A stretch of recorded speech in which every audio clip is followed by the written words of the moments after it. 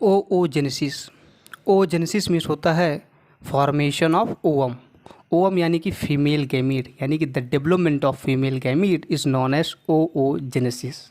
होता यह है during the embryonic development. Embryonic development के पश्चात कुछ कोशिकाओं का फॉर्मेशन होता है एक सेल से, जिसे हम प्राइमोडियल सेल कहते हैं, जनन कोशिका कहते हैं।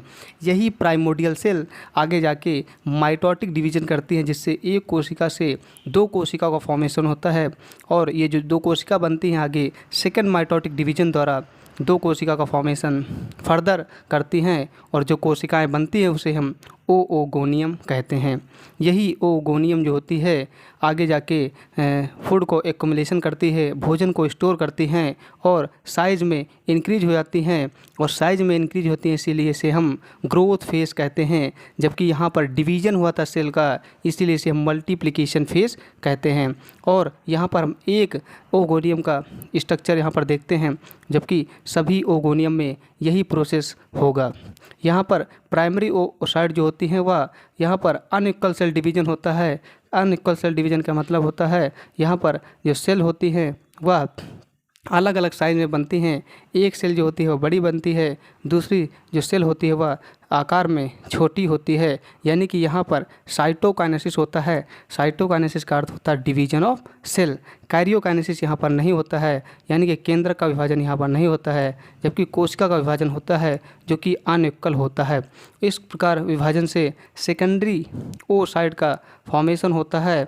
और यहाँ पर जो मियोसिस 1 से दो कोशिका बनी थी, यहाँ पर सेकंड मियोटिक डिवीजन होता है, जिससे ये लार्ज सेल जो होती है जिसके अंदर साइटोप्लाज्म भरा होता है, यहाँ पर साइटोप्लाज्म से ये सेल जो होती हैं फिल्ड होती हैं और आगे जाके फर्दर सेल डिवाइड होती है।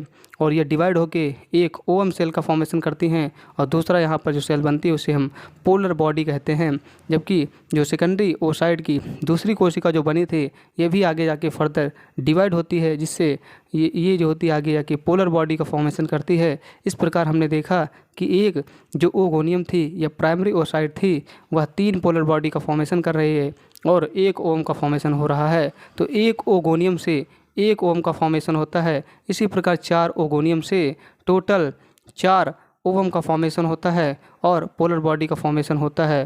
तो यहाँ पर एक जो प्राइमोडियल सेल होती है उसे 4 ओवम का फॉर्मेशन होता है। इस प्रकार हमारे जो फीमेल गैमीट जो हम पढ़ रहे हैं टॉपिक फीमेल गैमीट यानी कि ओवम का फॉर्मेशन हो चुका है। इस प्रकार द डेवलपमेंट ऑफ ओवम और female gametophyte is known as oogenesis और अंड जनन इसे कहा जाता है। Thank you so much.